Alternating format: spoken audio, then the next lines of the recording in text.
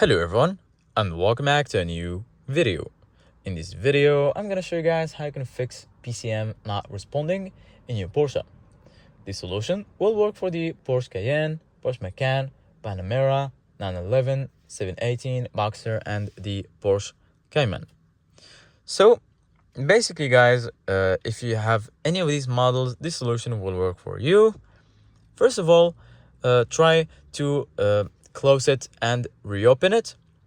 If it opens and it's just working slow and you want to reset it, all you need to do guys is just go to settings. I'm gonna give you guys a closer look. So just go to settings and then scroll to system. Once you're here in system, in the bottom you're gonna find reset system to factory settings. Give it a click and then you're gonna find this confirmation message saying, are you sure you want to reset all your personal data and settings? This process cannot be reversed.